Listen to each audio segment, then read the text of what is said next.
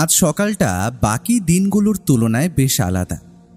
বাতাসে শীতের আমেজ, শিশির ভেজা ঘাস আর খোলা মাঠে তখনও রাতের কুয়াশার পাতলা স্তর ঢেকে রয়েছে। মাঝে মধ্যেই মৃদুমন্দ বাতাস ঘাসের আগায় দোল খেলে যাচ্ছে। গড়ের মাঠে আমি আর ব্যোমকেশ এমন এক শীতের সকালে প্রাতঃভ্রমণে আসাটা নিতান্তই কদাচিৎ। অদূরেই ভিক্টোরিয়া মেমোরিয়াল হল। খানিক আগেই বেশ কিছু ঘোড়ায় চেপে তাগড়াই শরীরের ইংরেজ সেনাদলকে গটগট করে কলকাতার রাজপথে এগিয়ে যেতে দেখলাম। ছোট্ট গুমটি চায়ের দোকানে সবেমাত্র মাটির ভাঁড়ে গরম চায়ে চুমুক দিতেই যাব, ঠিক সেই মুহূর্তে ব্যোমকেশ বলে উঠল, ভাইয়া, ঘটনার ডামাডোলের সঙ্গে ঘটনাক্রম, এই দুটোর মধ্যে পার্থক্য কি বলতে পারবে? জটিল প্রশ্ন। তবে এমন বিষয়ে হঠাৎ করে তোমার মনে উদ্ভব হওয়ার কি বিশেষ কারণ রয়েছে বলো তো? সেটা আমি পরে বলবো, তার আগে তুমি আমার প্রশ্নের উত্তর দাও দেখি।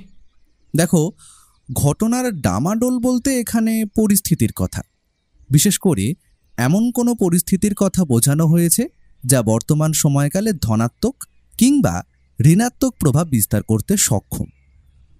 আর ঘটনাক্রম বলতে তো বোঝায় এমন কোনো মুহূর্ত বা পরিস্থিতি যার মধ্যে আমরা রয়েছি। রয়েছে বই কি? হ্যাঁ, কি রয়েছি? ওই যে বললাম, ঘটনাক্রমের মধ্যে রয়েছি। তবে সেটা কোন ধরনের প্রভাব বিস্তার করতে চলেছে সেটা অবশ্য জানা নেই বন্ধু। বলি, তুমি কি সকাল সকাল আফিমে নেশা করেছো নাকি? হ্যাঁ, কি সব বলছো বলো তো? আমি তো কিছুই বুঝতে পারছো না তো? এই যেমন আজ এত ভোরে আমার হঠাৎ সাজ জাগলো গড়ের মাঠে গিয়ে একটু হেঁটে আসি। তুমি হলে গিয়ে আমার সহদর, তাই ডামাডোলে তোমাকেও কাঁচা ঘুম ভাঙিয়ে বোল দাবা করে নিয়ে এলুম। এবার ঘটনাক্রমে আমরা এমন পরিস্থিতির মুখে পড়তে চলেছি যা খানিকটা অপ্রত্যাশিত বটে। ঠিক কি হয়েছে সেটা কি বলবে?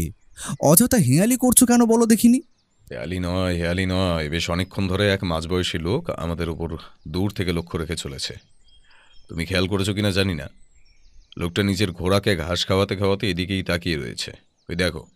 আমি ওর দৃষ্টি অনুসরণ করে দেখলাম, অনতি দূরে সত্যি মাঝবয়সী লোক নিজের কালো ঘোড়াটাকে ঘাস খাওয়াতে খাওয়াতে আমাদের দিকে চেয়ে রয়েছে। তো তাতে কি, দেখতেই পারে। হ্যাঁ, দেখতেই পারে, তবে তার দৃষ্টি নিতান্তই সাধারণ নয়। তার চোখের দৃষ্টি রীতিমতো অনুসন্ধিৎস। কুয়াশার চাদরে প্রথমে তো তাকে ঠিকভাবে দেখাও যাচ্ছে না।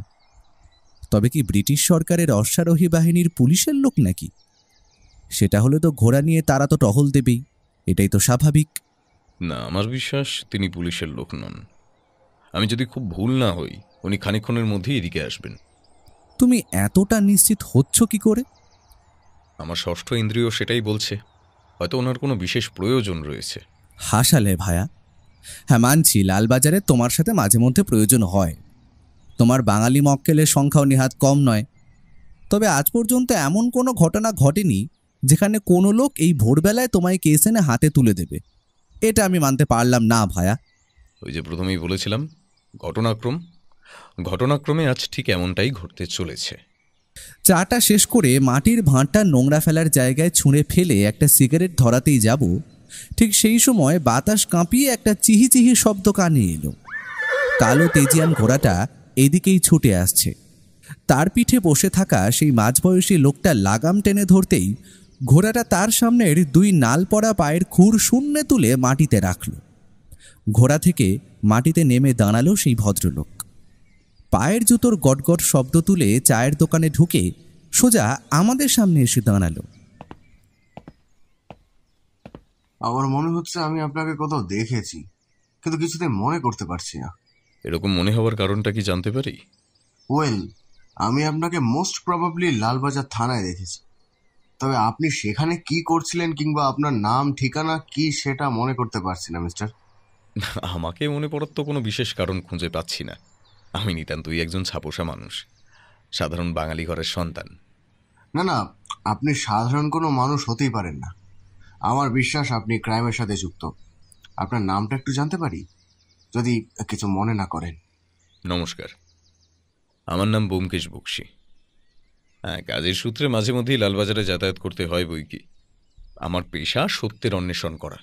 একদম একদম, এবার পুরোপুরি আমার মাথায় এসেছে আপনার কথা। আপনি একজন প্রাইভেট ইনভেস্টিগেটর, তাই তো? যদি ভুল না করি। তা বলতে পারেন, আপনাদের ভাষায় ওটাই। তবে আপনার সাথে আমার কিছু কথা বলার আছে, অত্যন্ত গুরুত্বপূর্ণ বিষয়। আপনি যদি এই সকালেই আমার বাড়ি যেতে পারেন তবে সবটা খুলে বলতে সুবিধা হয় আর কি। আপনার বাড়ি আমন্ত্রণ জানাচ্ছেন যখন, তাও আবার আমার মতো একজন লোককে, আমি অবশ্যই যাব। তবে আপনার গুরুত্বপূর্ণ বিষয়টি প্রথমে শুনবো, তারপরেই ঠিক করব আপনার কেসটি নেব কিনা। এই কাছেই আমার বাড়ি, আমি ঘোড়াটাকে নিয়ে আগে আগে চলছি, আপনার আমার পিছন পিছন আসুন, কেমন? ভদ্রলোকের কথা শুনে আমি ওকে ফিসফিসিয়ে বললাম, বলি ব্যাপারখানা কি হে? সকাল সকাল অজানা একটা লোক নিজে যে তোমায় নিজের বাড়িতে ডেকে নিয়ে যাচ্ছে, তাও কেন সেটা না জেনে আমরা ওনার পিছু পিছু চলেছি।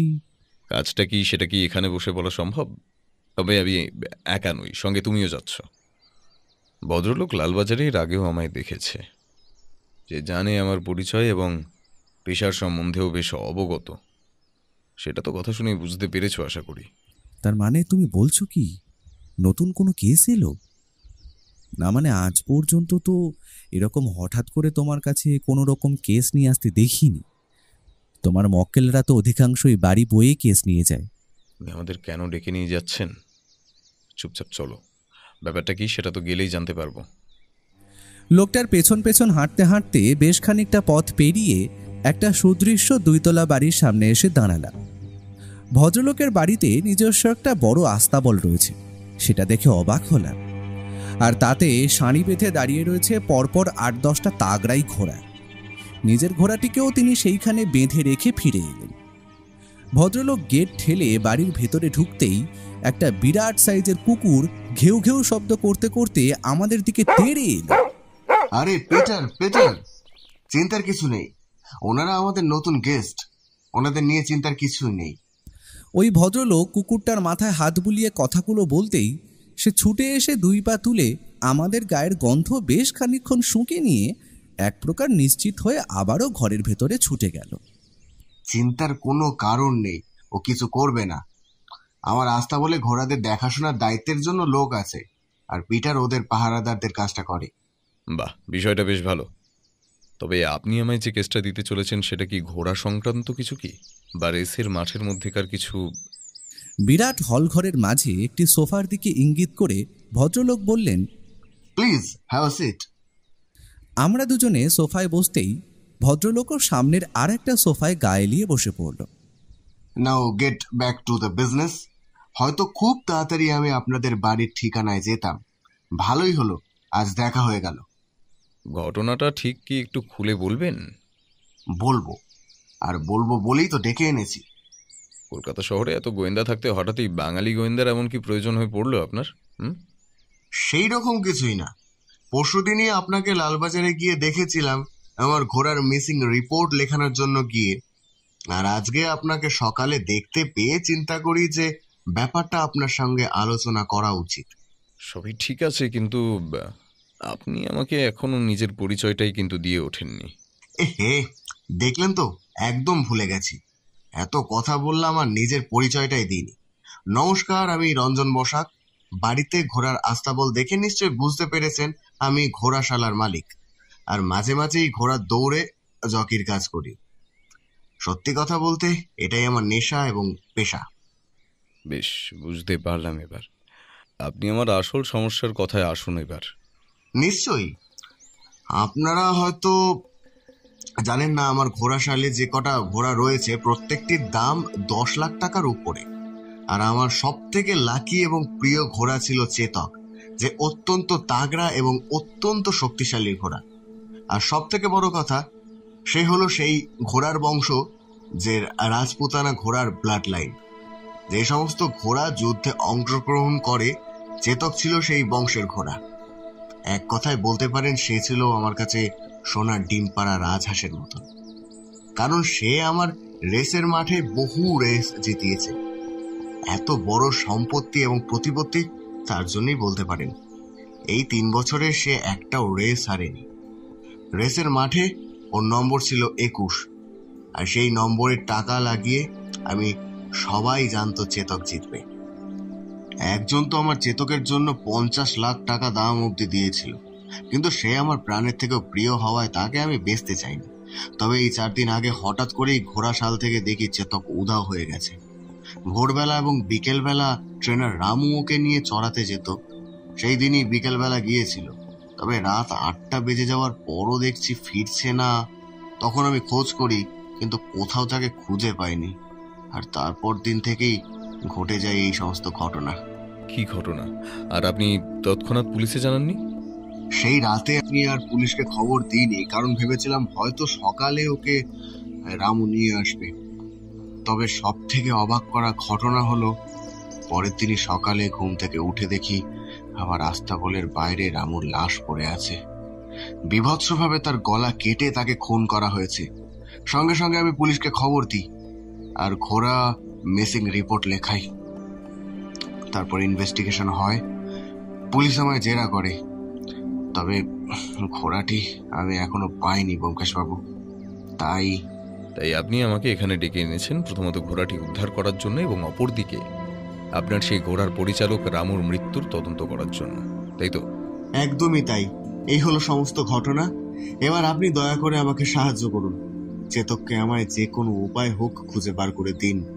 আপনাকে আমি 2 লক্ষ টাকা অব্দি দিতে রাজি আছি, আপনি যদি ওকে খুঁজে বার করে দিতে পারেন। 2 লক্ষ টাকার কথা শুনে আমি একটু হলেও বিষম খাচ্ছিলাম, কিন্তু যতটা হোক নিজেকে সামলে নিলাম। কারণ এই মন্দার বাজারে ও একটা কেস সলভ করার জন্য 5 থেকে 10,000 টাকা নেয়, তবে একেবারে 2 লক্ষ! সত্যি কথাটা শুনে খানিক ভিড়মি খেলাম। আপনার ঘোড়াটির অনেক ছবি আছে আশা করি। তার মধ্যে একটা ছবি যেটা কয়েক মাসের মধ্যে তোলা হয়েছে সেটা আমায় দিন। রঞ্জনবাবু উঠে গিয়ে তার কাঠের দেরাজের ড্রয়ার খুলে তার মধ্যে থেকে বার করে আনলেন একটা ছবি, যেখানে একটি তেজি কালো রঙের ঘোড়া দেখা যাচ্ছে এবং সাথে রঞ্জন বসাক, হাতে একটা মস্ত বড় ট্রফি। দেখেই বোঝা যায় এটি কোনো রেস জেতার পর তোলা হয়েছে। ও সেই ছবিটা নিজের পকেটে চালান করতে করতে বলল, হ্যাঁ রঞ্জনবাবু, আপনার কি কারোর ওপর সন্দেহ হয় যে ঘোড়াটি চুরি করতে পারে বলে? সত্যি কথা বলতে রেসের মাঠে অনেকেরই ক্ষোভ ছিল। চেতক প্রতিবারই জিতে যেত। অপরদিকে আমায় অনেক অনেক বড় অ্যামাউন্টের চেক দেওয়া হয়েছিল চেতককে বেচে দেওয়ার জন্য। তার মধ্যে অন্যতম হলেন জসবন্ত সিং, এক মারোয়ারি শেঠ। তিনি আমায় 50 লক্ষ টাকাও অফার করেন, তবে আমি সেই লোভে পা দিইনি। তার জন্য অবশ্য লোকটার রাগের শিকার হতে হয়েছিল আমায়। আজ থেকে 3 মাস আগে লোকটা আমায় হুমকি দিয়েছিল। সে এই বলেছিল, ঘোড়াটা না বেচলে ভুল করলাম আমি, সে এর বদলা নেবে। আমার তাকে সন্দেহ হয়, তবে প্রমাণ ছাড়া তো কাউকে আর দোষী বলা যায় না। আচ্ছা, আপনার আস্তাবলটা একবার দেখব রঞ্জনবাবু, আর আপনার বাকি ঘোড়াগুলোর ওপরেও একবার চোখ বোলাতে হবে। অবশ্যই, চলুন না। এ তো আমার পরম সৌভাগ্য যে আপনারা আমার আস্তাবলের ঘোড়াতে দেখবেন। ও এবং আমি দুইজনেই ঘোড়ার আস্তাবলটা অত্যন্ত ভালো করে খুঁটিয়ে দেখলাম। সেখানে বাকি 8টা রং বেরঙের তাগড়াই ঘোড়া ছাড়া অন্য কিছু চোখে পড়ল না আমার। ও সব জায়গাটা ভালো করে ঘুরে দেখল, আর অপরদিকে যেখানে রামুর মৃতদেহটা পড়েছিল সেই জায়গাটাও দেখল। এবার আমাদের চোখ গেল আস্তাবলের মধ্যে ঘোড়াকে খড় খাওয়াতে থাকা একটি লোকের দিকে।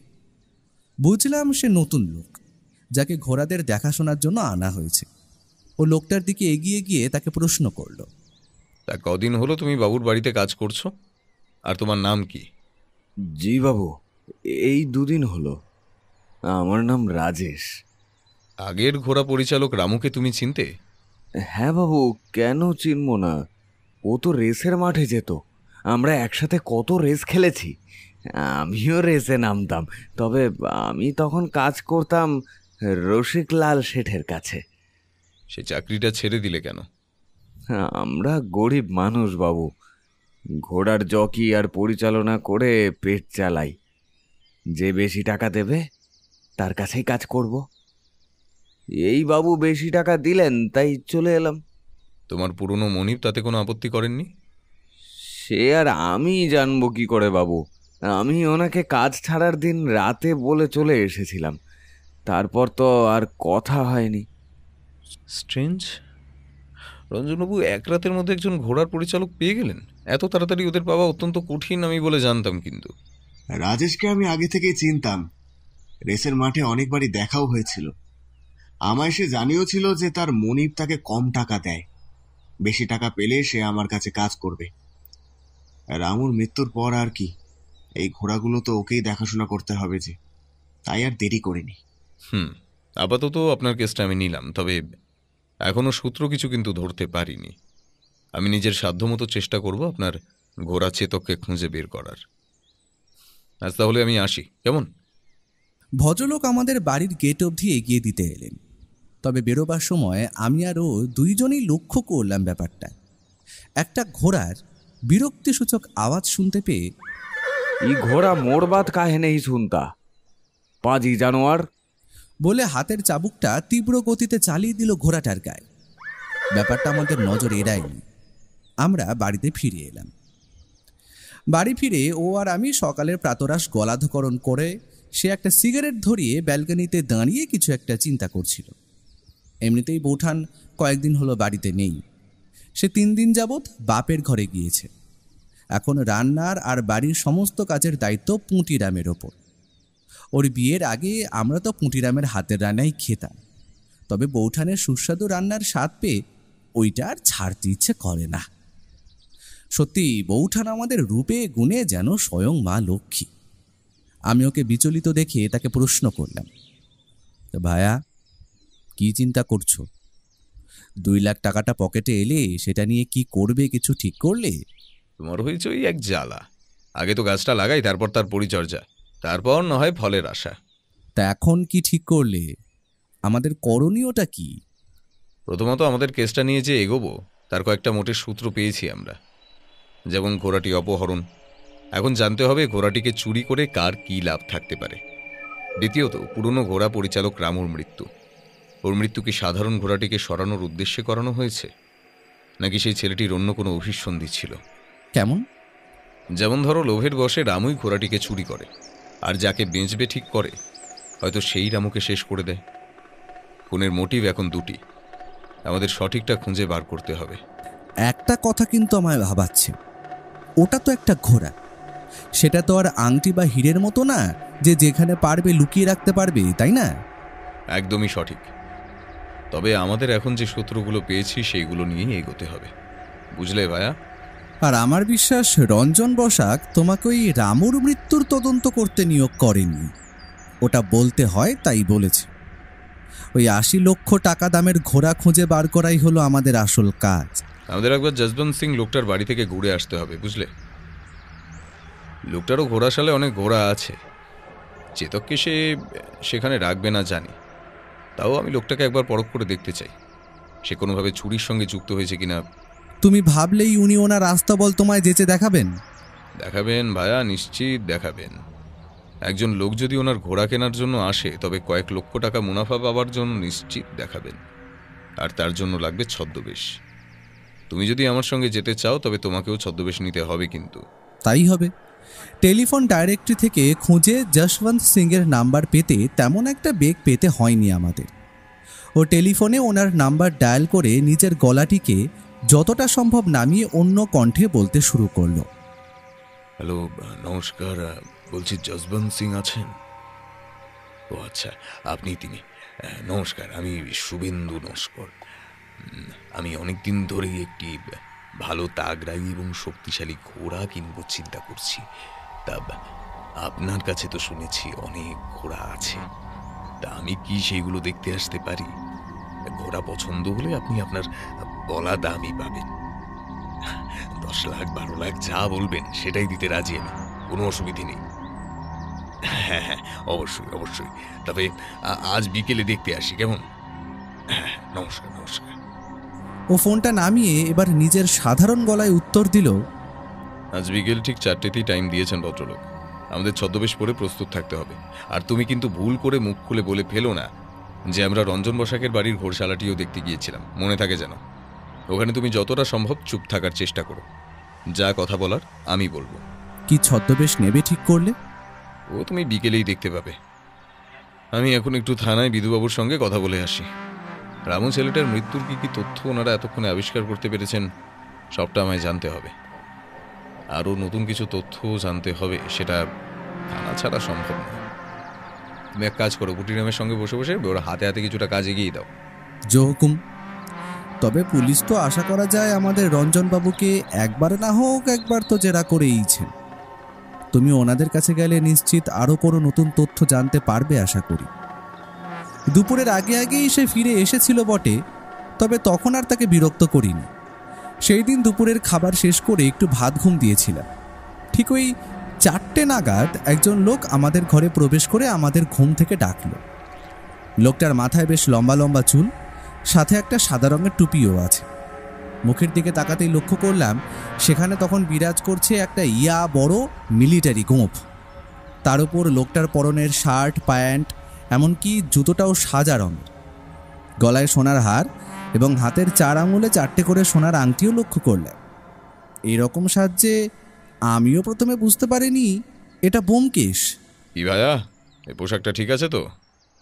ঠিক ওই উঠতি বড়লোকদের মতো লাগছে না?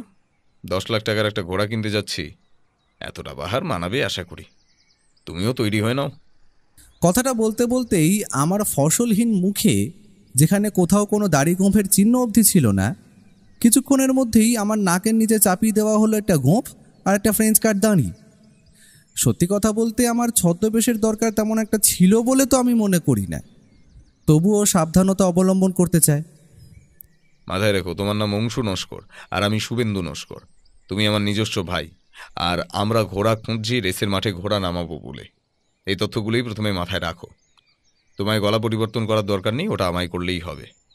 বিকেল ওই 4:30 নাগাদ ট্যাক্সি আমাদের পৌঁছে দিল শেঠ যশবন্ত সিংজির বাড়ির বড় ফটকের বাইরে।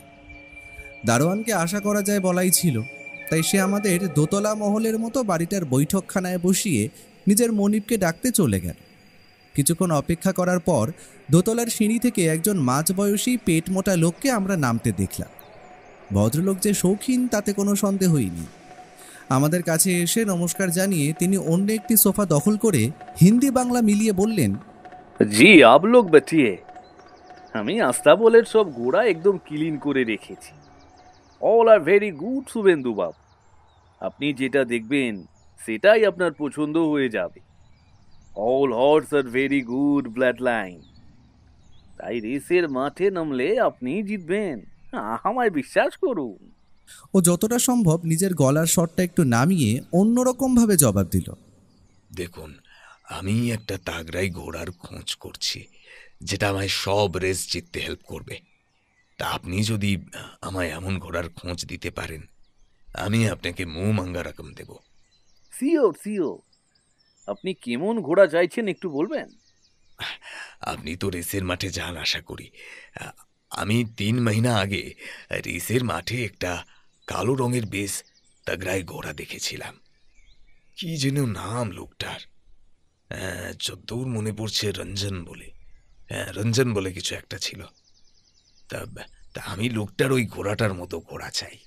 আচ্ছা বুঝলাম, আপনিও তাহলে আমার মতো ওই ঘোড়াটির খোঁজ করছেন। তবে ওটা ওয়ান অ্যান্ড অনলি পিস খালি ওই স্কাউন্ড্রেল লোকটার কাছেই আছে।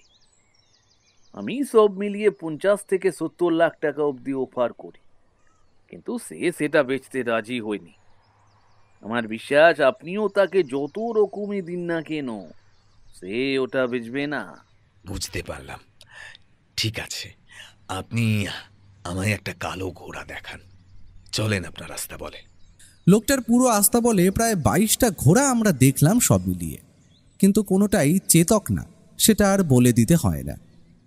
সমস্ত ঘোড়াগুলিই ও অত্যন্ত মনোযোগ সহকারে দেখল, তবে সন্দেহজনক কিছু লক্ষ্য করতে পারলো বলে তো আমার মনে হয় না।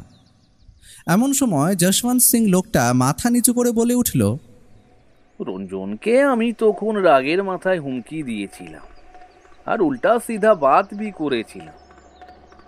আমার সেটা করা উচিত হয়নি, এখন সেটা বুঝতে পারছি।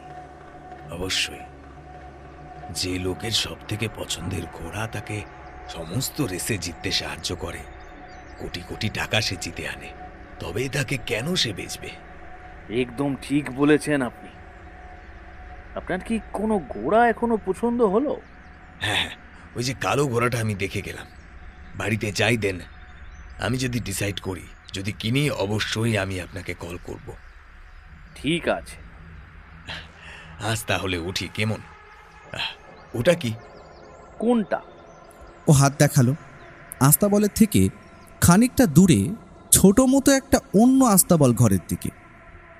ওখানেও যে একটা ঘোড়া বাঁধা আছে তাতে কোনো সন্দেহই নেই। আমরা সেই দিকে এগিয়ে গেলাম। ও আমার সব থেকে প্রিয় ঘোড়া লক্ষ্মী, তবে ও এখন অন্তঃসত্ত্বা, তাই ওই ঘোড়াটাকে সবকটার থেকে আলাদা করে রেখেছি। আমার বুকের ভেতরটা কেমন যেন ধুকপুক করতে শুরু করলো। বুঝতে পারলাম ওটা রোমাঞ্চে এবং নতুন তথ্য আবিষ্কারের আশায়। ওই আস্তাবলে যে ঘোড়াটি আছে সেটা চুরি যাওয়া ঘোড়াটি নয় তো? ও ঘোড়াটাকে আপনি বেচবেন না আশা করি, তবুও কি তাকে দেখা যায়? লোকটা হয়তো নাই বলতো, তবে আমতা আমতা করে হ্যাঁ বলতো। হ্যাঁ দেখবেন বলছেন, মানে না, চলুন দেখাই আপনাদের। তবে ওটা কিন্তু বিক্রির জন্য না, ও আমার সব থেকে প্রিয় ঘোড়া। ওটা আমি নিজের পার্সোনাল ইউজের জন্য রেখেছি। ও কিন্তু কোনোদিন রেসের মাঠে যায়নি, সুতরাং আপনাদের ওকে দেখে তেমন একটা লাভ হবে না। তাও বলছেন যখন, চলুন। ভদ্রলোক আমাদের নিয়ে গেলেন ওই ছোট আস্তাবলের দিকে। তবে ঘোড়াটিকে সম্পূর্ণভাবে চারিদিক থেকে ঘিরে রাখা, ভালো করে দেখা না গেলেও বুঝতে পারলাম এটাও কালো রঙের, তবে বেশ তাগড়াই। ঘোড়াটা আমাদের দেখে অবজ্ঞা ভরে একটা নিঃশ্বাস ছাড়ল। আমরা সেই আস্তাবল থেকে বেরিয়ে এলাম রাস্তায়। রহস্য রহস্য, একটার পর একটা রহস্য ধরা দিচ্ছে। যা দেখলাম তাতে বুঝলাম লোকটা দেখতে সাধারণ হলেও বেশ একটা সুবিধের নয়। আর শেষের কালো ঘোড়াটিকে ঘিরে রেখেছে যেভাবে, সে কিছু একটা আড়াল করতে চাইছে। তুমি কি সন্দেহ করছো ওই ঘোড়াটি চেতক? সেটা এখনো বলার সময় আসেনি। বলে আমরা রাস্তার দিকে পা বাড়াতে যাব, এমন সময় অদ্ভুত একটা ঘটনা ঘটে যাবে আমি স্বপ্নেও কল্পনা করতে পারিনি। ব্যাপারটা আমার চোখের সামনে এতটা তাড়াতাড়ি বা আকস্মিকভাবে ঘটল তা বলার আমার ভাষা নেই। কারণ আমরা রাস্তা পার করে ওপারের দিকে যেতে যাব, ঠিক সেই সময় অপর দিক থেকে তীব্র গতিতে একটা সাদা রঙের গাড়ি ধেয়ে এলো আমাদের দিকে। রাস্তায় অন্য একজন মাঝবয়সী গোবেচারা লোকও রাস্তা পার করছিল। গাড়িটা যেভাবে আমাদের দিকে এগিয়ে আসছিল তাতে বলা চলে এক ধাক্কায় এসে 3 জন মানুষকেই সাবার করে দিত। আমি নিজের প্রতিবর্ত ক্রিয়ার ওপর ভরসা করে নিজেকে খানিকটা পিছিয়ে নিয়ে ওর উদ্দেশ্যে চিৎকার করে বলে উঠলাম, সরে যাও ওখান থেকে, না হলে বিপদ। ও যে কতটা চনমনে সেটা তখন লক্ষ্য করলাম। সে এক লাফে গিয়ে ধাক্কা মারল মাঝবয়সী লোকটাকে। সঙ্গে সঙ্গে সেও ডিগবাজি খেয়ে পড়ল পাশের রাস্তায়। সাদা রঙের গাড়িটা ততক্ষণে দ্রুত গতিতে পাশ কাটিয়ে হারিয়ে গিয়েছে অপর কোনো গলির মধ্যে। মাঝবয়সী ভদ্রলোকের হাতে পায়ে ভালো মতো কয়েকটা জায়গায় ছড়ে গেছে। আমি বুঝতে পারলাম কেউ বা কারা চায় না আমরা এই তদন্তে এগোই, তাই তারা পুরোপুরিভাবে আমাদের শেষ করে দিতে চেয়েছিল। কি রহস্য লুকানোর চেষ্টা করা হচ্ছে এখানে? আমরা কি পারবো সেই রহস্যের সমাধান করতে? সে যাই হোক, ও এখন লোকটার হাতে এবং পায়ে ছড়ে যাওয়া জায়গাগুলোর দিকে দেখে পাশের রাস্তার চায়ের দোকানের থেকে জল এনে সেখানে দিচ্ছে। রাস্তায় তখন ছোটোখাটো ভিড় জমা হতে শুরু হয়েছে। আমরা ভদ্রলোককে চায়ের দোকানে ধাতস্থ হতে রেখে সেখান থেকে বেরিয়ে পড়লাম বাড়ির উদ্দেশ্যে। ও খালি নিচু স্বরে আমায় বলল, ব্যাপারটা যতটা সহজ ভেবেছিলাম ততটা সহজ নয়। এটা প্রাণঘাতী হামলা যখন করানো হয়েছে, সুতরাং বলা চলে ব্যাপার অত্যন্ত জটিল এবং ঘোরতর। আমরা সঠিক পথেই এগোচ্ছি বন্ধু। সেই দিন বাড়িতে ফিরে ওকে বেশ চিন্তিত দেখলাম। কি চিন্তা করছে সেটা অবশ্য জিজ্ঞেস করা হলো না, কারণ ও কাজের সময় বা চিন্তা করার সময় বিরক্ত করা একদম পছন্দ করে না। সময় আসলে আশা করি ও নিজেই সবটা আমায় জানাবে। তবে আমার মনে তখন উঁকি দিচ্ছে কিছু প্রশ্ন, যেমন এই হামলাটা কে করাতে পারে, আমাদের ওপর নজর রাখা হচ্ছে কি, যশবন্ত সিংয়ের আস্তাবলের সেই ঘোড়াটি কি চেতক, রামুর মৃত্যুর কারণ কি। এই সমস্ত কিছু চিন্তা করতে করতে আমি ঘুমিয়ে পড়লাম। রাতে একটা অদ্ভুত স্বপ্ন দেখলাম আমি, যেখানে একটা রেসের মাঠে একসাথে অনেকগুলো ঘোড়া দৌড়াচ্ছে, আর একটা কালো রঙের ঘোড়া সবকটা ঘোড়াকে পেছনে ফেলে ধুলো উড়িয়ে রেস জিতে নিল। স্বপ্নটা সত্যি অদ্ভুত। পরের দিন সকালে যখন ঘুম থেকে উঠলাম তখন প্রায় বেলা 10টার কাছাকাছি। আমি ওকে উদ্দেশ্য করে প্রশ্ন করলাম, কাল থানায় গিয়ে তেমন কিছু লাভ কি হলো? নতুন কিছু তথ্য কি আবিষ্কার করতে পারলে? হ্যাঁ, বিধুবাবু আমায় জানালেন যে রামু নামের যে ছেলেটি মারা গিয়েছে তার স্বভাব চরিত্র অত্যন্ত ভালো ছিল। সে ঘোড়াটিকে চুরি করতেই পারে না। ওনাদের বিশ্বাস ঘোড়াটিকে অপহরণ করে তারপরেই ছেলেটিকে মেরে ওইভাবে ফেলে দেওয়া হয়। আর বিধুবাবু অন্য একটা বিষয়ও জানান যে রেসের মাঠে নাকি আজকাল কিছু স্মাগলিং জাতীয় জিনিসও ঘটছে সবার অগোচরে। পুলিশ অনেক দিন থেকেই তাদের ধরার চেষ্টাও করছে। ওইসবের পেছনে নাকি লুকিয়ে আছে অনেক বড় বড় মাথারা, যারা এক একটি গ্যাং বলা চলে। তবে আমি বিশ্বাস করি ঘোড়াটি চুরি হওয়ার পেছনে এই গ্যাংয়ের কোনো একটা তো হাত আছে, কারণ যে কোনটা হয়েছে তা কিন্তু একজনের পক্ষে করা অসম্ভব। তার মানে এখন তোমার মাথায় 3টে দায়িত্ব চাপলো আশা করি। কারণ প্রথমত রামু ছেলেটির খুনের তদন্ত তুমি করছো, অপরদিকে ঘোড়া উদ্ধার, আর অপর একটা কাজ, আর সবশেষে যোগ হলো এই নতুন স্মাগলিং গ্যাং। আমার বিশ্বাস এরা ছোটোখাটো চুনোপুটি নয়, এরা এক একটা রাঘব বোয়াল। আর এদের বাগে আনা এতটা সহজ হবে না। একটা কথা জানো তো ভাইয়া, কান টানলে মাথা আসে। ঘোড়া চুরির ঘটনা যখন বাইরে এসেছে তখন বুঝে নাও কানটা আমরা পেয়ে গেছি। এখন কানটা টেনে ধরতে পারলেই মাথাটাও বেরিয়ে পড়বে। আজ সকাল থেকেই একটা জিনিস কি তুমি লক্ষ্য করেছো? ব্যাপারটা আমি না ঘুম থেকে উঠে থেকেই দেখছি, তবে এখনো পর্যন্ত জানাইনি তোমায়। আমি কেসটা নিয়ে ঘরে বসে চিন্তায় মগ্ন ছিলাম, তাই অন্য কিছু ভাববার সময় হয়ে ওঠেনি। একবার ঘরের জানলার পর্দাটা সরিয়ে ওই রাস্তার পাশের বড় বটগাছটার দিকে তাকাও তো, দেখো তো কি দেখতে পাও। ও আমার কথা শুনে অপেক্ষা না করেই হালকাভাবে পর্দাটা সরিয়ে উকি মারলো আমার দেখানো বটগাছটার দিকে। তারপর আমার দিকে ফিরে বলল, সাধারণ গোবেচারা পাগল বলেই মনে হচ্ছে। আসলে হঠাৎ করেই আমাদের বাড়ির বাইরে বটগাছতলায় আজ সকাল থেকেই নতুন একটা পাগল এসে আস্তানা গেড়েছে। ওই লোকটাকে পুরো পাড়ায় এত বছর কোথাও চোখে পড়েনি, হঠাৎ করেই যেন আবির্ভাব হয়েছে তার। ও আমায় উদ্দেশ্য করে বলল, বুঝতে পারলাম, তুমি সন্দেহ করছো আমরা যেমন ছদ্মবেশে শেঠজির বাড়ি গিয়েছিলাম সেই রকমই এই লোকটা আমাদের উপর নজর রাখছে, তাই তো? ব্যাপারটা কিন্তু হাওয়ায় উড়িয়ে দেওয়াও যায় না। তবে আমাদের এখন থেকে একটু সাবধানে চলাচল করতে হবে। লোকটা কি চায় সেটা কিন্তু আমরা জানি না, তাই সতর্ক থাকাটাই বুদ্ধিমানের কাজ। সেই দিন আমি আরও বেরিয়ে পড়লাম রামু নামক ছেলেটির বাড়ি। সত্যি হতদরিদ্র মানুষগুলোকে যেন চোখে দেখা যায় না। কথা শুনে যা বুঝলাম, ওরা কিছুই জানে না। তারা খালি জানতো যে ছেলে সেখানে কাজ করে, বাকি তারা কিছুই জানতো না। বাড়িতে 2টো ছেলে, রামু ছিল ছোট, তাই তার শোক আরও বেশি। পরিবারের সকলেই প্রায় কাজ করে। হতদরিদ্র পরিবারে অভাবের তাড়নাটাই বেশি। আমরা সেইখান থেকে তেমন কিছু তথ্য না পেয়ে বেরিয়ে এলাম রাজপথে। ওনাদের এমন অবস্থা দেখে খারাপ লাগছিল বটে, তবে কি আর করা যায়।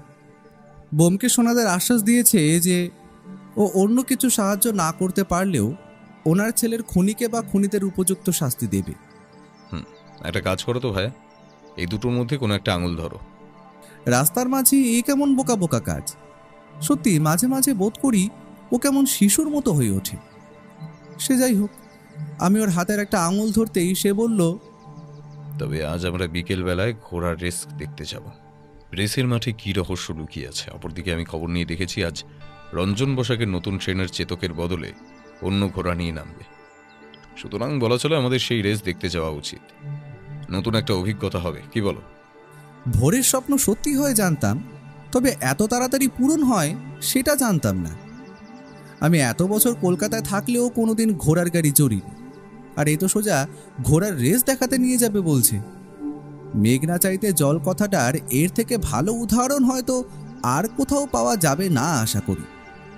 আমরা ঘোড়ার রেস দেখতে যাচ্ছি ঠিকই, কিন্তু সব থেকে বড় ব্যাপার হলো আমাদের চোখ কান খোলা রেখে চলতে হবে। ধরে নাও সেখানেও আমরা তদন্তের জন্যই যাচ্ছি।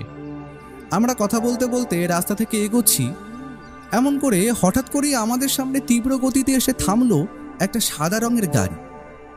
এটা যে কালকের গাড়িটা যে আমাদের ধাক্কা মেরে ভবসাঙ্গ করতে চেয়েছিল তাতে আমার কোনো সন্দেহই নেই। তবে গাড়িটা এমনভাবে আমাদের সামনে এসে থামলো কেন? উত্তরটা ভাবার চেষ্টা করব, তার আগেই গাড়ি থেকে নেমে এলো কালো মাস্ক পরা এবং সারা শরীর কালো পোশাকে আপাদমস্তক ঢাকা 3জন লোক। এদের প্রত্যেকের হাতেই একটা করে পিস্তল। সুতরাং ওর কাছে নিজের বন্দুক থাকলেও সেটা এখন এতজনের সামনে বার করা সঠিক হবে না ঠিক করেই হয়তো ও নিজেকে আত্মসমর্পণ করে হাত দুটো ওপরে তুলে দিল। আমি ওর দেখা দেখি তাই করলাম। হঠাৎ করেই ওদের মধ্যে একজন আমাদের উদ্দেশ্যে হুমকির সুরে বলে উঠল, তাড়াতাড়ি গাড়িতে ও হারামজাদা, বেশি কাঁই করলে এখানেই শেষ করে দেবো। আমরা আর কথা না বাড়িয়ে উঠে গিয়ে বসলাম সেই সাদা রঙের গাড়িটার পেছনের সিটে। লোকগুলো আমাদের মাঝখানে বসিয়ে নিজেরা গাড়ির সিটে বসলো। তারপর বলল, গাড়ি ছাড়, এক জায়গায় বেশিক্ষণ দাঁড়ানো সেফ না। কেউ কিছু বুঝতে পারলে অথবা পুলিশ কিছু জানতে পারলে কেলেঙ্কারি হবে। কথাটা বলার সাথে সাথে এই লোকগুলো আমাদের নিয়েই গাড়ি ছেড়ে দিল। লোকগুলোর মতলব যে কি তা ঠাউর করতে পারলাম না। ওদের একজন ব্যোমকেশের দিকে তাকিয়ে বলল, তোর নাম ব্যোমকেশ আশা করি। খুব বার বেড়েছিস তাই না? টিকটিকি হয়েছ, খুব বড় টিকটিকি। গোয়েন্দাগিরি ফলাচ্ছ। আজকের মতো ছেড়ে দিলাম, তবে পরের বার যদি সাক্ষাৎ হয় তবে মাথায় রাখবি সেটাই তোদের শেষ দিন। ওর নার্ভ যে কতটা শান্ত তা আজ ঠাউর করতে পারলাম। সে নিজের গলাটাকে যতটা সম্ভব চড়িয়ে বলল, তাদের মতো ভাড়াটে গুন্ডাকে এই টিকটিকি ভয় করে না। যে গ্যাংয়ের লোকই তোরা হোস না কেন, সব কটাকে জেলের ভাত খাওয়াবো। নাহলে আমি আর নিজেকে সত্যের নিশি বলবো না। সাহস দেখেছো সাব? তুমি বললে ওকে এখানেই খতম করে দি। একেবারে শেষ করে দিলেই তো ল্যাটা চুকে যায়। ঠিক আছে, হাইওয়ের মাঝখানে একটা ফাঁকা জায়গা দেখে গাড়ি থামাও, বাবাজিদের নামিয়ে দি। গাড়িটা থামলো ফাঁকা রাস্তার এক প্রান্তে। গাড়ির দরজা খুলে আমাদের ফেলে দেওয়া হলো রাস্তার ওপরে। তারপর তড়িঘড়ি গাড়িটা স্টার্ট নিয়ে আমাদের সামনে থেকে বেরিয়ে গেল। ও ততক্ষণে রাস্তা থেকে উঠে নিজের জামার নিচের দিকটা ঝাড়তে ঝাড়তে বলল, মার্কাস গ্যাং, ওটাই আমাদের নতুন ক্লু। ভাইয়া, লোকগুলো কিন্তু আমাদের ছেড়ে ভুল করলো। কুকুরের ল্যাজ যে বাঁকাই, কোনো দিনও তা সোজা হয় না। পরে তার ফল ওরা ভোগ করবে, মাথায় রেখো। ও যে মাঝে মাঝে কি বলে তা আমি নিজেই জানি না। সেই দিন বাড়ি ফিরে ও অপেক্ষা না করে কয়েক জায়গায় ফোন করলো শুধু। তার মধ্যে যে পুলিশের লালবাজারের বড়বাবু বিধুবাবুও আছেন সেটা আর বলে দিতে হয় না। ওকে জিজ্ঞেস করায় সে আমাকে বলল সে নাকি রসিকলাল শেঠের বাড়িতেও ফোন করেছিল। রসিকলাল শেঠ বলতে যার কাছে রঞ্জন বসাকের নতুন ট্রেনার রাজেশ কাজ করত।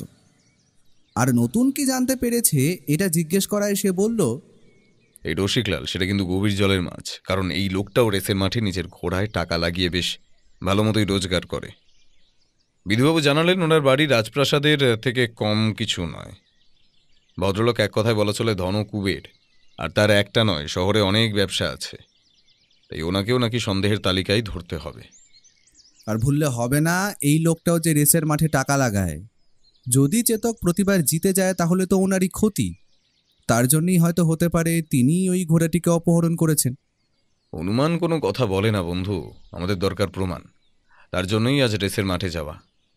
বিধুবাবুও আসছেন, তবে রঙিন পোশাকে। তিনিও আমাদের সঙ্গে রেসের মাঠে যাবেন সব ব্যাপারটা বুঝে নিতে। তা আমরা কি সেখানে তদন্ত করতে যাচ্ছি? কাজটা গোপনে করলেও আমরা সেখানে যাব, ধরো মনোরঞ্জনের জন্য। কাউকে কিছু বুঝতে দেওয়া চলবে না।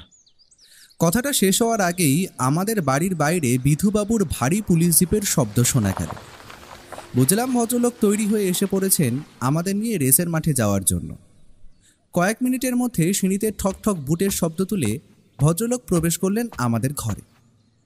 ভদ্রলোককে আজ অনেকটা অদ্ভুত লাগছে। এর কারণ বোধ করি একটাই, সবসময় আমরা ওনাকে পুলিশ ইউনিফর্মেই দেখি, কিন্তু আজ তিনি রঙিন পোশাকে এসেছেন, তার জন্য আমাদের হয়তো এমন অবাক লাগছে। ভদ্রলোক এবার আমাদের উদ্দেশ্যে বললেন, তা আপনাদের হলো? রেস যে আধা ঘন্টার মধ্যে শুরু হয়ে যাবে। এখানে বসে থাকলে কিন্তু ময়না ফুরুত হয়ে যাবে ব্যোমকেশবাবু। আপনি একটা কাজ বোকার মতো করেছেন বিধুবাবু। আমাদের আজ পুলিশ জিপে সেইখানে গেলে চলবে না। পারলে ট্যাক্সি নিয়ে যাওয়া উচিত, যাতে কেউ কোনো সন্দেহই না করে। ব্যাপারটা আপনি ঠিকই বলেছেন, তবে এটা এইখানেই থাক। গাড়ি করেই যাওয়া যাক, আসার পথে নিয়ে যাব না হয়। আমরা তৈরি হয়ে একটা ট্যাক্সি করে বেরিয়ে পড়লাম ঘোড়দৌড়ের রেসের মাঠের উদ্দেশ্যে। কলকাতার রাস্তায় আজ বেশ ভালো রকমের ভিড় বলা চলে। কারণটা ঠিক ঠাউর হলো না। তবে ভিড় পেরিয়ে আমাদের গাড়ি রেসের মাঠে পৌঁছলো প্রায় 4টে বাজতে 5 মিনিট আগে। ভালো করে দেখুন বিধুবাবু, রঞ্জন বসাক আজ নিজে রেসে নেমেছে। চেতক নেই তো কি হয়েছে, ওনার ওই সাদা ঘোড়াটিও কম নয়। তবে ওই ঘোড়াটির ওপর বোধ করি আজ কম টাকা লেগেছে। অন্যদিকে 21 নম্বর ঘোড়াটি যে যশবন্ত সিংয়ের, তাতে কোনো সন্দেহই নেই আমার। ভদ্রলোক কোনো ট্রেনারকে নিয়ে এই রেসে ওনার ওই ঘোড়াটিকে নামিয়েছেন। এবার দেখা যাক কে রেস জেতে। প্রতিটি ঘোড়াই অত্যন্ত তাগড়াই, সেটা আর বলে দিতে হয় না। আমি কোনোদিনও রেসের ট্র্যাক দেখিনি, আজ প্রথম দেখলাম। প্রায় 10-12টা রেসের ট্র্যাক রয়েছে। এখানে সবকটাই সাদা রঙের লাইন দিয়ে মার্ক করা রয়েছে, আর প্রতিটি ট্র্যাকে একটি করে ঘোড়া এবং তার সাথে রয়েছে তার ট্রেনার। ঘোড়ার পিঠে বাঁধা ওই বসার জায়গাটি বোধ করি ঘোড়ার স্যাডেল। আমি এইসব ভাবছি, হঠাৎ করেই তীব্র বন্দুকের শব্দ শুনতে পেলাম। বুঝতেই পারলাম রেস রেফারি শূন্যে বন্দুক ছুড়ে রেসের সূচনা করেছে। সঙ্গে সঙ্গে তীব্র গতিতে ঘোড়াগুলি ছুটতে শুরু করল। ওহ, সে কি রেস! এমন অভিজ্ঞতা আমার জীবনে এই প্রথম। একবার রঞ্জন বসাকের ঘোড়া প্রচণ্ড জোরে দৌড়ে এগিয়ে যাচ্ছে সবাইকে পেছনে ফেলে। অপরদিকে আবার 21 নম্বর ঘোড়াটিও মাঝে মাঝেই এগিয়ে যাচ্ছে, তাকেও পেছনে ফেলে। পুরো রেসের ট্র্যাকটায় ধুলো চারিদিকে ছড়িয়ে আছে। ঘোড়াগুলি যাওয়ার সময় যে পরিমাণ ধুলো ওড়াচ্ছে তা চারিদিককে ঢেকে দিতে বাধ্য। সত্যি এ একরকম খেলাই বলে, কেউ কাউকে ছাড়বে না। অবশেষে ফিনিশ লাইনে প্রথম পৌঁছলো রঞ্জন বসাকের সেই সাদা ঘোড়াটি। সাদা ঘোড়াটির উপর আজকেও আশা করি টাকা লাগায়নি, তাই ওটা জেতার ফলে বেশিরভাগ মুনাফা পাবে রঞ্জন বসাক। কিন্তু ট্রফি দেওয়ার পর ওখানে ওটা কি চলছে? আমরা রেস শেষ হওয়ার পরও চারিদিকটা দেখার জন্য প্রায় আধ ঘন্টা অপেক্ষা করছিলাম। মানুষের ভিড় উপচে পড়েছে সেই সাদা ঘোড়াটির সাথে রঞ্জন বাবুকে ট্রফি নিতে দেখার জন্য। একটা অদ্ভুত ব্যাপার ঘটল, যেটা একদম অপ্রত্যাশিত। রঞ্জন বসাক এবার ওনার সাদা ঘোড়ার পিঠে বাঁধা ওই বাদামি রঙের স্যাডেলটি খুলে নিল আর মাইকে ঘোষণা করলো, যে সব থেকে বেশি দাম দেবে আমি এই নতুন ঘোড়াটির স্যাডেলটি তাকেই বিক্রি করে দেব। এটাও একটা পয়সা কামানোর উপায়, বুঝলেন বিধুবাবু? আসলে জেতা ঘোড়ার জিনিসটা শৌখিন জিনিস মনে করে অনেকেই ওটা চড়া দামে কিনতে চাইবে। ওর কথাই সত্যি হলো। একজন লোক দেখে বেশ বড় লোক মনে হলো। প্রায় 25,000 টাকা দাম দিয়ে ওই সামান্য চামড়ার স্যাডেলটি কিনে নিলেন তিনি। আর সব থেকে অবাক করার বিষয়, সাধারণ মানুষ এই ব্যাপারটা নিয়েও বেশ আনন্দ উপভোগ করছে। রেস শেষ করে তখন রঞ্জন বসাক আমাদের দেখতে পেয়ে নিজের ঘোড়াটিকে ট্রেনারের কাছে পরিচর্যার জন্য ছেড়ে দিয়ে আমাদের দিকে এগিয়ে এলেন। আপনার রেস দেখলাম রঞ্জনবাবু, সত্যি আপনার এলেম আছে। চেতককে ছাড়াও এই রেস আপনি জিতে গেলেন, দারুণ ব্যাপার। অনেক ধন্যবাদ আপনাকে ব্যোমকেশবাবু, কিন্তু চেতককে ছাড়া আমার ভালো লাগে না। ওকে খুঁজে বার করার কাজ কত দূর? আপনারা কি ওকেই খুঁজতে এসেছেন? একদমই না, আমার এই বন্ধুটি কোনোদিন রেস দেখেনি বলল, তাই ওকে দেখাতে আনলাম। সত্যি আপনার জবাব নেই, তবে আমি আমার মতো চেষ্টা করছি আপনার ঘোড়াটিকে উদ্ধার করা। আমার বিশ্বাস বেশি সময় লাগবে না আর তাকে উদ্ধার করতে। রহস্যের জাল অনেকটাই গুটিয়ে এনেছি, এখন মাছ টোপ গিললেই তুলে নেব। আপনার চিন্তা করতে হবে না। অনেক ধন্যবাদ আপনাকে, সেটারই অপেক্ষায় রইলাম। তবে আপনি আপনার ওই স্যাডেলটি বিক্রি করে দিলেন? ভদ্রলোক হো হো করে হেসে বললেন, এটা একটা পয়সা কামানোর উপায়ও বলতে পারেন। জেতা ঘোড়ার যে কোনো জিনিস সাধারণ মানুষ প্রায় অনেক টাকা দিয়ে কিনে নিতে চায়। এই স্যাডেলটার দাম 10,000 টাকাও হবে না। দেখলেন আমি এটা কত সহজে 25,000 টাকায় বিক্রি করে দিলাম। বুঝলাম। আজ তবে আসি, কেমন? নতুন কোনো তথ্য আবিষ্কার করলে আমি নিশ্চিত আপনাকে জানাবো। ধন্যবাদ। বলে আমরা নমস্কার জানিয়ে সেই স্থান থেকে বেরিয়ে এলাম। তবে ওর কপালে কেন যে ভ্রুকুটি, সেটা ঠিক ধরতে পারলাম না। সে কি রেসের মাঠে নতুন কোনো তথ্য আবিষ্কার করেছে নাকি? সবটাই ওই জানি, কিন্তু ওকে এখন প্রশ্ন করা বৃথা। জানি কোনো প্রশ্নের উত্তরই পাওয়া যাবে না।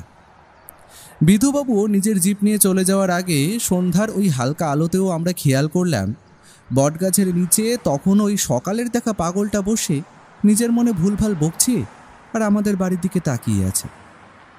সত্যি ব্যাপারটা বড়ই সন্দেহজনক। ব্যাপারটা ওরও দৃষ্টিগোচর হয়নি, তবে ওর কথা চিন্তা করলে ও কেসে মন দিতে পারবে না আশা করি। সন্ধ্যায় আমি আর ও তখন বসে কেসটা নিয়ে খানিকটা কথা বলছি। ঠিক এমন সময় পুঁটিরাম আমাদের সামনে চায়ের ট্রেটা রেখে গেল। ও তখন উঠে হালকা পায়চারি করতে করতে চিন্তা করছিল। গরম চাটা যে এইদিকে নিজের মতো ঠান্ডা হয়ে যাচ্ছে সেই দিকে তার যেন খেয়ালই নেই। এমন সময় হঠাৎ করেই ও নিজের পকেট হাতড়ে বার করে আনলো একটা সিগারেট, আর সেটা ধরিয়ে একটু শুক টান দিল। ধোঁয়াটা উড়ে ঘরের পেছন দিকে দরজার দিকে যেতেই লক্ষ্য করলাম ব্যাপারটা। ও যেদিক করে পেছন ঘুরে দাঁড়িয়েছে সেই দিক দিয়েই উকি মারছে একটা নারী মূর্তি। এ যে আমার অত্যন্ত চেনা মুখ, এ যে বৌঠান, মানে আর কেউ না, ব্যোমকেশের সহধর্মিনী। আমার দিকে তাকিয়ে সে মুখে আঙুল দিয়ে বুঝিয়ে দিল ওকে বুঝতে না দিতে। আমি বুঝতে পারলাম সে ভায়াকে হঠাৎ সামনে এসে চমকে দিতে চাইছে। এতদিন পর বৌঠান বাড়ি ফিরল বলে কথা। আমি আর কথা না বলে চুপচাপ হাসি হাসি মুখ করে বসে রইলাম সোফার ওপর, আর মনে মনে প্রমাদ করলাম, কারণ ওর হাতে জ্বলছে আধ খাওয়া সিগারেট। এদিকে বৌঠানের কড়া নির্দেশ আছে, দিনে 2টোর বেশি খাওয়া একদমই চলবে না। আর এই কয়েকদিন বৌঠান না থাকায় তার বেঁধে দেওয়া গণ্ডি অতিক্রম করেছে। এই ব্যাপারটা নিয়ে ছোটখাটো একটা গৃহযুদ্ধ লাগতে পারে এমন একটা আশঙ্কা আমার মন করছিল। ও সোফায় এসে বসার সাথে সাথেই বৌঠান ছুটে এসে ওর চোখে নিজের 2টো হাত রেখে বন্ধ করে দিল। তারপর বলল, বলো তো আমি কে? 7 জন্ম একসঙ্গে থাকবো যখন ছাদনাতলায় ফোন করেছিলাম, তাও আবার 7 পাকে ঘুরে, তখন কি আর এই কোমল হাত আর এবং কণ্ঠ বলা যায়? দোষ, তুমি প্রতিবার দৌড়ে ফেলো, এর জন্যই ভালো লাগে না। বৌঠান, তুমি কিন্তু ভুলে যাচ্ছ তুমি একজন ডিটেকটিভের স্ত্রী। হ্যাঁ, ওটাই আমার সবচেয়ে বড় দুর্ভাগ্য আর কি। তো তোমরা দুজন মিলে বাড়িটার অবস্থা কি করে রেখেছো? এ মা, ছি ছি ছি ছি, একটু তো পরিষ্কারও করতে পারতে বলো। শুধু বসে বসে খেয়েছো, রান্নার বাজারটাও তো বোধহয় পুটিরাম করে দিয়েছে। তোমরা কি ঘরের কাজটা করলে কদিনে? মহারানী, আপনি একটু বসুন। আর এই যে চাটা এখনো ঠান্ডা হয়নি, এটা খেয়ে আমায় উদ্ধার করুন। অত জ্ঞান শুনতে আমার ভালো লাগছে না। ঠাকুরপো, দেখছো তো ওনার অভ্যেসটা? 2 দিন বাড়িতে নেই, তাতেই আমার আর ভালো লাগছে না। 1 সপ্তাহের জন্য গেলে তো বোধহয় চিনতই না আমাকে। সে যাই হোক, ঘরে প্রবেশ করতেই দেখি যে একটা সিগারেট জ্বালিয়ে খেলে, আর ওই অ্যাস্ট্রেতে তো এখনো 4, 10, 12টা সিগারেটের অবশেষ পড়ে আছে। 3 দিনে তো 6টা থাকার কথা। আমি আর বললাম না। বাইরে সে আরো কতগুলো সিগারেট সাবার করেছে। ঘরে জমে থাকা সিগারেটের অবশেষগুলো আগেই ও সরিয়ে ফেলতো, তবে বৌঠান সেই সুযোগ না দেওয়ার কারণে বামাল সমেত চোর গ্রেপ্তার। এটা ওটা মন ভোলানো কথা বলে বৌঠানকে তাও একটু সামলানো গেল বহু কষ্টে। মনে হচ্ছে কোনো না কোনো একটা কেস এসেছে নতুন, না হলে তুমি আর ঠাকুরপো এভাবে চিন্তিত অবস্থায় বসেছিলে। আমার চোখে কিন্তু ফাঁকি দেওয়া অসম্ভব।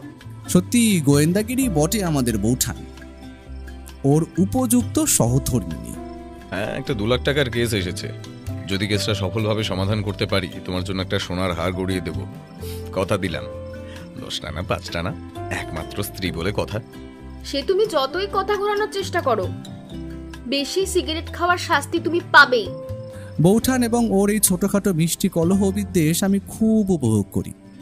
আমার মতে এইগুলোই কোনো একটা সম্পর্কে ভালোবাসা বাড়ায়। আর এই 2 লক্ষ টাকার কেসটা কি গো ঠাকুরপো? তুমি তো এই সবে এলে, একটু বিশ্রাম নাও, পরে আস্তে আস্তে সব বলবো। বৌঠান ঘরের দিকে গেল। ও যেন একটু হাঁপ ছেড়ে বাঁচল। তারপর আমার উদ্দেশ্যে বলল, এই জন্য বলি, তুমি বিয়ে না করে বেশ ভালোই আছো ভাইয়া। তবে কাল তৈরি থেকো, অনেক দরকারি কাজ আছে। কেসটা অনেকটাই গুটিয়ে এনেছি, আশা করি আর বেশি সময় লাগবে না। পরের দিন সকালে যখন ঘুম ভাঙল তখন প্রায় বেলা ওই 10টার কাছাকাছি। বৌঠানকে জিজ্ঞেস করায় সে বলল ও নাকি বাজারের দিকে গেছে। ও যখন ফিরল তখন বেলা ওই 10টা 30-এর কাছাকাছি। তড়িঘড়ি সে পোশাক পাল্টে আমায় উদ্দেশ্য করে বলল, ভাইয়া ওঠো, জলদি তৈরি হয়ে নাও। বিধুবাবু টেলিফোন করেছিলেন, একটা অত্যন্ত গুরুত্বপূর্ণ কাজ আছে। কোনোভাবে বিধুবাবু এবং পুলিশ নাকি সন্দেহ করেছেন রসিকলাল নামের এই লোকটা এই সমস্ত বিষয়ের সঙ্গে যুক্ত। সেখানে গেলে চান্স আছে আমরা রঞ্জন বসাকের ঘোড়াটির খোঁজ পেয়ে যেতে পারি।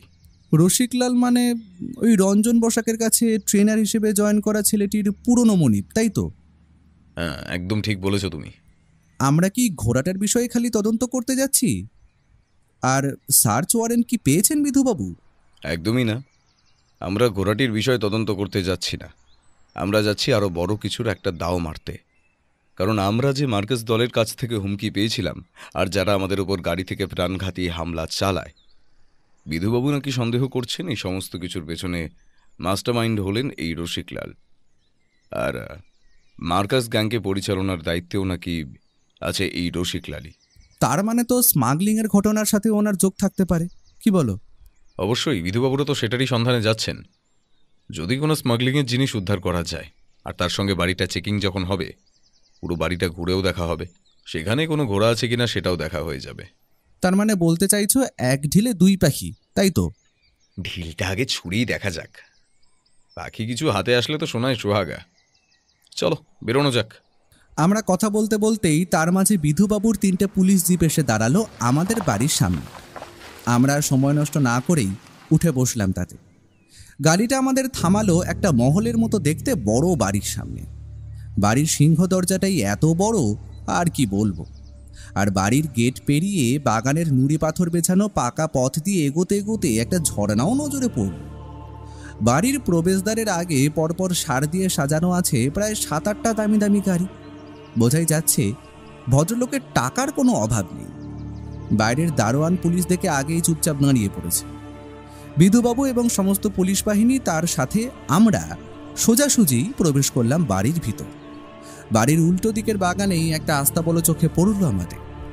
একজন ম্যানেজার গোছের লোক এগিয়ে এলো বিধুবাবুর দিকে। আপনারা হঠাৎ অফিসার? মানে কেন, কিছু কি হয়েছে? আমরা তো কিছুই বুঝতে পারছি না। আমরা লালবাজার থেকে আসছি।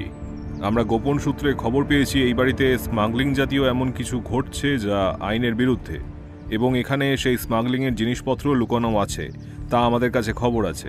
এই যে সার্চ ওয়ারেন্ট, আমাদের নিজেদের কাজ করতে দিন। বাধা দেওয়ার চেষ্টা করলে এর ফল কিন্তু খারাপ হবে। বিধুবাবুর কথাটা শেষ হওয়ার আগেই হঠাৎ করে একজন মাঝবয়সী ভদ্রলোক আমাদের দিকে এগিয়ে এসে হাত জোর করে আধা বাংলা এবং আধা হিন্দিতে বলে উঠলেন, আরে গুসা কেন হচ্ছেন পুলিশ সাহেব? আপনারা আপনাদের মতো যা যা করবার করবেন, সার্চ করবার আপনারা করতেই পারেন। আমি অনুমতি দিলাম, কথা দিলাম, আপনারা কিছুই পাবেন না স্যার। শুধু শুধু এই আম আদমিকে পরেশান করা, কে এই ভুলভাল খবরগুলো দেয় আপনাদের, কি বলবো বলেন দেখি? ভুলভাল খবর নয়, ঠিক খবর। সেটা আপনার বাড়িটা সার্চ করলেই নিশ্চয়ই বুঝতে পারা যাবে। দয়া করে সরে যান, আমাদের নিজেদের কাজটা করতে দিন। আরে করবেন করবেন, আলবাত করবেন। আসুন আসুন, আগেই বলে দিলাম আমি সিধা সাদা আদমি আছি। কয়েকটা সাকসেসফুল বিজনেস আছে, তাছাড়া খারাপ কিছুর সাথে আমি যুক্ত নই। আপনারা কিছুই পাবেন না, কথা দিলাম। যান যান, নিজেদের কাজ করেন। লোকটার কথাই সত্যি হতো। পুলিশ প্রায় 3 ঘন্টা ধরে তন্ন করে খুঁজেও সেই বাড়িতে কোনো স্মাগলিংয়ের জিনিসপত্র খুঁজে পেলই না। এমনকি মার্কাস দলের কোনো হদিশও সেখানে মিলল না। বিধুবাবু অত্যন্ত নিরুপায় দেখাচ্ছিলেন। বোঝাই যাচ্ছে উনি ওনার গুপ্তচরের ওপর অত্যন্ত ভরসা করেছিলেন। তবে এখানে এসে কিছুই উদ্ধার করতে পারবেন না, সেটা হয়তো ওনাকে ভিতর থেকে ভেঙে দিয়েছে। তবে হতেও পারে যে রসিকলাল আগে থেকেই আমাদের আসার খবরটা ভিতরের কারো কাছ দিয়ে পেয়ে গিয়ে জিনিসপত্র আগেই সরিয়ে রেখেছে অন্য কোথাও। বিধুবাবুরা যখন ক্লান্ত হয়ে সেই বাড়ির বৈঠকখানার সোফার বসে একটু বিশ্রাম নিচ্ছেন, হঠাৎ করেই এমন সময় ও বলে উঠল, আচ্ছা রসিকলালজি, আপনি ওই ঘোড়ার স্যাডেলটা কোথায় পেলেন? ওটা যে আগের দিন রেসের মাঠে যে তার রঞ্জনবাবুর ঘোড়াটির স্যাডেল, আমার যতদূর মনে পড়ছে সেটা তো অন্য একটা লোক কিনেছিল। তা আপনার বাড়িতে আসলো কি করে? ভদ্রলোক হয়তো এই জিনিসটার ব্যাপারে প্রস্তুত ছিলেন, হয়তো এটা সরিয়ে ফেলতে ভুলে গেছে। তিনি একটু আমতা আমতা করে বলে উঠলেন, কি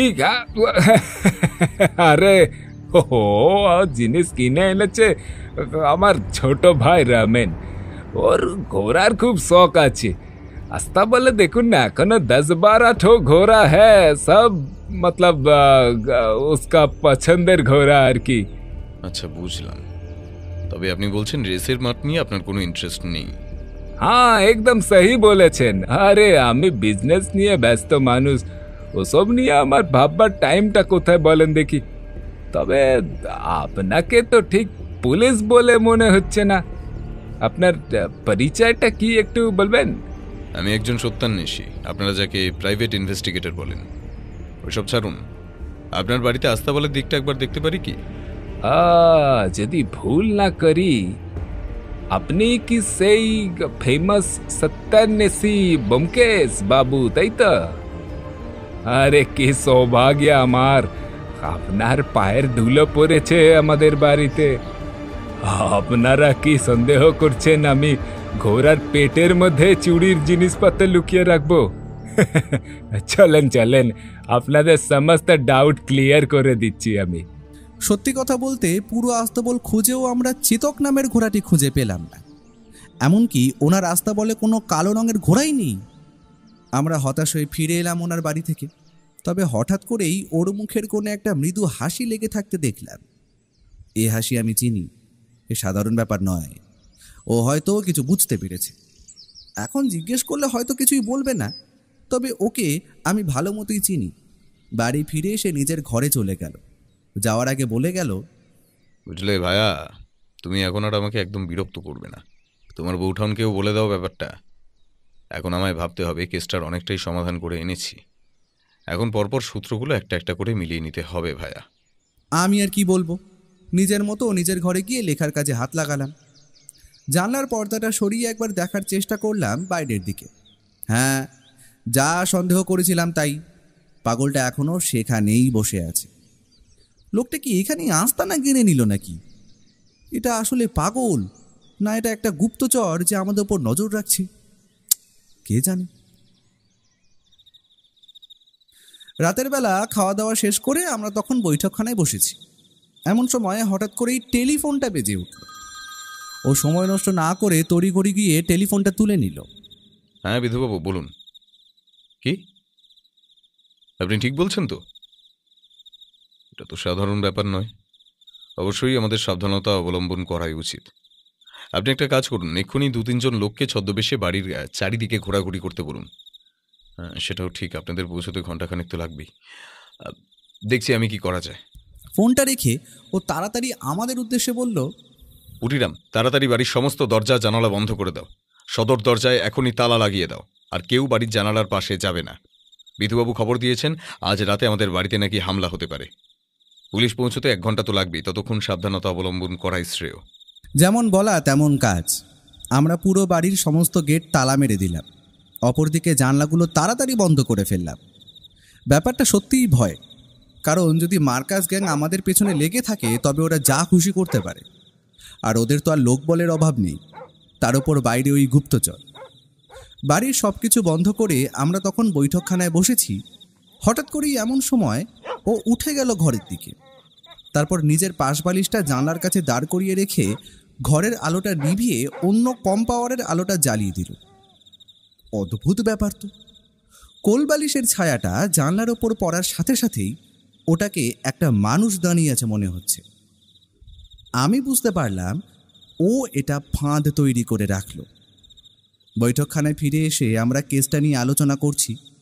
বৌঠানকে সবটা বুঝিয়ে বলছি। ঠিক 15 মিনিটের মাথায় একটা তীব্র বিস্ফোরণের শব্দ কানে এলো আমাদের।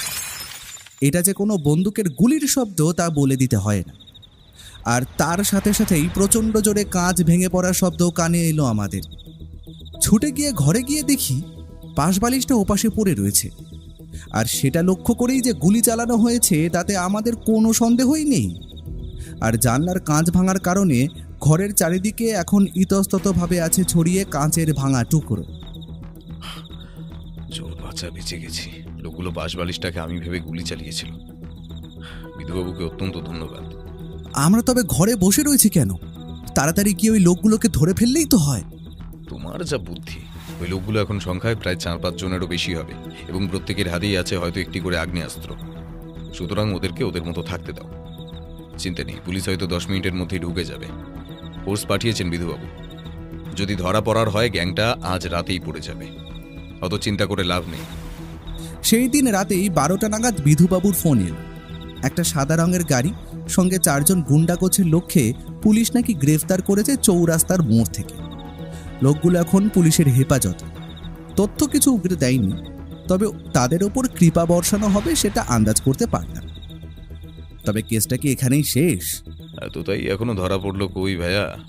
অপরদিকে ঘোড়াটিও এখনো উদ্ধার করা যায়নি। স্মাগলারদের ধরতে হবে এখনো, কত কাজ বাকি। আর তুমি বলছো কেস শেষ? আর সেইগুলো কবে হবে? কালকের দিনটা স্মরণীয় হতে চলেছে বন্ধু, তৈরি থাকো। পরের দিন সকালে ও তড়িঘড়ি আমায় ঘুম থেকে তুলে তৈরি হয়ে নিতে বলল। আমি ওর কথা মতো সকালের খাবার খেয়ে প্রস্তুত হয়ে নিলাম। বাইরে ততক্ষণে 4টে পুলিশ জিপ এসে দাঁড়িয়েছে। প্রায় 10-15 জন সশস্ত্র পুলিশের লোক দেখে আমি অবাক হলাম সব থেকে বেশি। আজও কি কারো বাড়ি রেড করতে যাব নাকি কালকের মতো? তবে গাড়ি যখন চলতে শুরু করলো, ও এবং বিধুবাবুর কথা শুনে বুঝতে পারলাম যে আমরা চলেছি রেসের মাঠের দিকে। আর আজ রবিবার হওয়ায় রেসের মাঠে বেশ ভিড় হবে, আর সকাল 10টার দিকে একটা রেস শুরু হবে। আর বিধুবাবুর কাছে পাকা খবর আছে এই রেসে নামছেন রঞ্জন বসাক এবং যশবন্ত সিং এর ঘোড়া, সঙ্গে রসিকলালের ঘোড়াও অংশগ্রহণ করলে তাতে অবাক হব না। আমরা প্রথমে রেসের মাঠে প্রবেশ করার সাথে সাথেই বুঝতে পারলাম ঘোড়দৌড় শুরু হয়ে গিয়েছে। এই যে রাজেশ, সে আজ একটা কালো রঙের ঘোড়ার ওপর চেপে এই রেসে অংশগ্রহণ করেছে। ঘোড়াটার পিঠের কাছে লোম এবং লেজের কাছে লোম সম্পূর্ণ বাদামি। তবে অদ্ভুত ব্যাপার হলো, ঘোড়াটা বড়ই চেনা ঠেকলো আমার। রীতিমতো এবারেও দেখলাম রেস শেষ হতেই বিজেতা রঞ্জন বসাকের ঘোড়া। রাজেশ তখন একপাশে দাঁড়িয়ে ট্রফিটা নিয়ে উঁচু করে দর্শকদের উদ্দেশ্যে দেখাচ্ছে, আর রঞ্জন বসাক এবং যশবন্ত সিং দুইজনই সেই দিকে তাকিয়ে দেখছে। এমন সময় হঠাৎ করেই ঘটে গেল ব্যাপারটা। বিধুবাবু আকাশের দিকে বন্দুক ফায়ার করলেন, তারপর চিৎকার করে বললেন, কেউ কোথাও নড়ার চেষ্টা করবেন না। পুরো রেসে স্টেডিয়ামের সমস্ত দরজা পুলিশ ঘিরে রেখেছে, তাই বাইরে যাওয়া অসম্ভব। আর এখানে সশস্ত্র বাহিনী রয়েছে। কথাটা শেষ হওয়ার আগেই আমরা একটা অদ্ভুত ব্যাপার লক্ষ্য করলাম। হঠাৎ করেই ঘোড়ার ওপরে বসে থাকা রাজেশকে এক ঝটকায় ঘোড়াটা তীব্র ঝাঁকুনি দিয়ে ফেলে দিল মাটিতে। তারপর অত্যন্ত ক্ষোভে আর রাগে ফুঁসতে ফুঁসতে ঘোড়াটা এগিয়ে গেল রাজেশের দিকে। ছেলেটা ভয়ে ততক্ষণে পিছনে সরে এসেছে। আমায় ছেড়ে দে, আমি কিছু করিনি। বিধুবাবু, পুলিশদের বলুন ঘোড়াটা নিয়ন্ত্রণে আনতে। ওটাই যে এখন সব থেকে মূল্যবান সম্পদ। একসাথে 3-4 জন প্রশিক্ষণপ্রাপ্ত পুলিশের লোক এবং কিছু ঘোড়ার ট্রেনারের দৌলতে ঘোড়াটা একটু শান্ত হলো। এবার ও তাড়াতাড়ি পুলিশগুলোর উদ্দেশ্যে বলে উঠল, একটা কাজ করো, ঘোড়াটার পিঠে বাঁধা স্যাডেলটা খুলে আনো তো সবাই মিলে, আর সেটা করবে খুব সাবধানে। যেমন বলা তেমন কাজ। চারিদিকে তখন ভিড় জমে গেছে। এখানে কি হচ্ছে তা দেখার কৌতূহল। আমি অবাক হয়ে দেখলাম, ও সেই ঘোড়াটার স্যাডেলটা একটু নাড়াচাড়া করতেই সে তার গুপ্ত পকেটগুলো থেকে রেস ট্র্যাকের ওপর ঝনঝন করে পড়লো কয়েকটা ধাতুর জিনিস। এ যে দেখছি সোনার বিস্কুট, একটা নয়, প্রায় 15 থেকে 20টা হবে। অত্যন্ত গোপনে এটা ঘোড়ার স্যাডেলটার ভিতর গুপ্ত পকেট বানিয়ে লুকিয়ে রাখা হয়েছিল। গ্রেফতার হলেন রঞ্জন বসাক, তার ট্রেনার রাজেশ। পুলিশ গিয়ে তুলে আনলো রসিকলালকে। থানায় এবার যেন একটা বড় বড় সভা বসতে চলেছে, আর সেই সভার মধ্যমণি হলো আমার বন্ধু ব্যোমকেশ। আর কিছুক্ষণের মধ্যেই আমরা সমস্ত সত্যটা জানতে পারব। এখন অপেক্ষা করা ছাড়া আর কোনো উপায় নেই। রসিকলাল ভদ্রলোক রাগে ফুঁসছেন আর আমাদের গালিগালাজ করছে। রঞ্জন বসাক এখন শান্ত। বিধুবাবু, আমি এবং থানার সবাই তখন ওর মুখের দিকে তাকিয়ে, কখন ও কথা বলবে। ও নিজের পকেট থেকে একটা সিগারেট ধরিয়ে তাতে একটা সুখ টান দিল, তারপর বলল, তা রসিকলাল বাবু, আপনার যে এতগুলো সোনার বিস্কুট ধরা পড়ে গেল তার জন্য বুঝি আমায় গালমন্দ করছেন আশা করি? আপনি আমার কতগুলো টাকা লোকসান করলেন তার কোনো হিসাব নেই। আচ্ছা, তাই বুঝি। আর আপনি যে আমার বাড়ির বাইরে আমায় খুন করার জন্য গুন্ডা লাগিয়ে গুলি চালালেন, একবার অপহরণ করলেন, একবার গাড়ির নিচে পিষে মারতে চাইলেন, সেটার কি? রসিকলাল সব কটা দেখে নিবে। আমার টাকার অভাব নেই, বেরিয়ে তো আসবো ঠিকই, তখন কিসি কো নেহি ছোড়েগা ইয়ে রসিকলাল। সবই তো বুঝলাম, তবে এখনো রামু ছেলেটার মৃত্যুর কারণ কি জানা গেল না। সেটার রহস্য উন্মোচন করলে ভালো হতো ব্যোমকেশবাবু। তাহলে যে প্রথম থেকেই শুরু করতে হয়?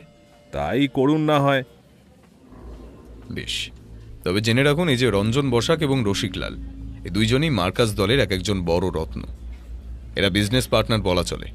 তবে ধীরে ধীরে এরা আন্ডারওয়ার্ল্ডে ঢোকা শুরু করে। তখন থেকেই বেশি টাকা কামানোর লোভে এরা শুরু করে সোনার স্মাগলিং। বিদেশ থেকে কম দামে সোনা এনে সেগুলি দেশের বাজারে চড়া দামে বিক্রি করাই ছিল এদের কাজ। আর সেই সোনার স্মাগলিংয়ের জন্য এরা আবিষ্কার করে এক অভিনব পদ্ধতি। রেসের মাঠে এরা আসতই প্রতি সপ্তাহে, আর সেই সময় ঘোড়ার সঙ্গে স্যাডেলের মধ্যে লুকিয়ে সোনা পাচার করত এরা।